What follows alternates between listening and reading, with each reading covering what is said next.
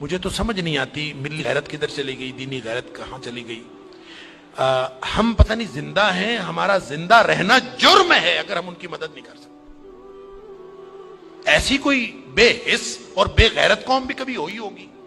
ہم نے تاریخ میں بے غیرتی کی بڑی داستانیں سنی ہیں۔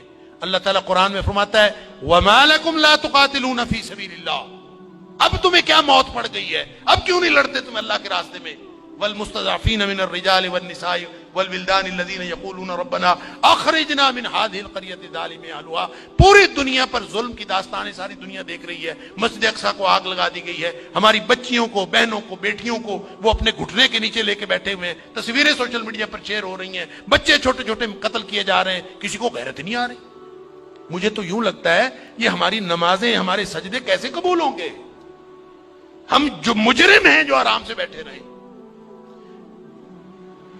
کیا کریں؟ بے بسی کی انتہا ہے۔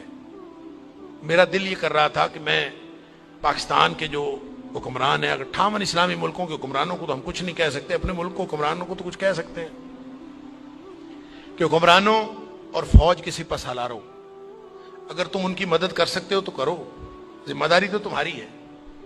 نہیں کر سکتے نا تو ہمیں ایک جہاز میں بھر کے وہاں بھیج دو، کم از کم ہم عزت کی موت ماری جائیں، کم از کم جا کے ہم وہاں پہ ان کے ساتھ شہید ہو جائیں، اللہ کو قیامت کے دن ہم اور نبی کریم صلی اللہ علیہ وسلم کو چہرہ دکھانے کے تو قابل ہوں کہ اللہ ہمیں غیرت تھی، ہمارے اندر کو ملی اور دینی غیرت تھی۔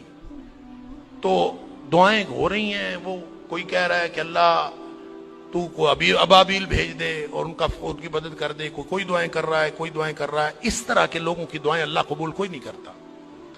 دعاؤں کے لیے بھی غیرت کی ضرورت ہے، آپ پہلے قدم اٹھائیں پھر اللہ سے دعا کریں۔ وہ بیچارے ساری ساری رات وہ لڑتے ہیں ان کے سامنے، دعا تو ان کی ہے، اور اللہ نے یہ آزمائش میں سمجھتا ہوں ان کی نہیں ہے، وہ تو جنتی ہیں، وہ تو انشاءاللہ بخشے ہوئے ہیں۔ آزمائش یہ باقی ساری دنیا کی ہے، ہم ان کی وجہ سے مجرم بن رہے ہیں، اللہ تعالیٰ معاف فرمائے۔ تو یہ جب قاری صاحب پڑھ رہے تھے تو مجھے خیال آ رہا تھا کہ اللہ ان بیچاروں کے پاس طاقت نہیں ہے، وہ پتھر اکٹھے کر کے بیٹھے ہیں، توپوں بندوقوں کا مقابلہ پتھروں سے کیسے ہوگا؟ یا اللہ تو ابابیل بھیج دے، اور تو جس نے ابرہہ کو اور اس کے لشکر کو تباہ و برباد کر دیا تھا، اللہ اس دور جدید کے ابرہہ کو جو ہماری مسجد اقصیٰ کو تباہ کرنے کے لیے آیا ہے اور پوری ملت اسلامیہ دہشت گرد پھر مسلمانوں کو کہا جا، بدبخت پوری دنیا میں بدترین دہشت گردی کرتے ہیں اور پھر بات کرتے ہیں مسلمانوں کی دہشت گردی کرتے ہیں۔ میں تو سمجھتا ہوں پورے 58 اسلامی ملکوں کو اعلان جنگ کر دینا چاہیے، لڑتے لڑتے مر جانا چاہیے، اس زندگی سے وہ موت بہتر ہے۔ ہم نے کیا کیا ہوا ہے؟ کیسی زندگی، کیسا دین، کیا کلمہ پڑا ہوا ہے ہم نے، کیسی قرآن کی باتیں، کیا قرآن کے دروس۔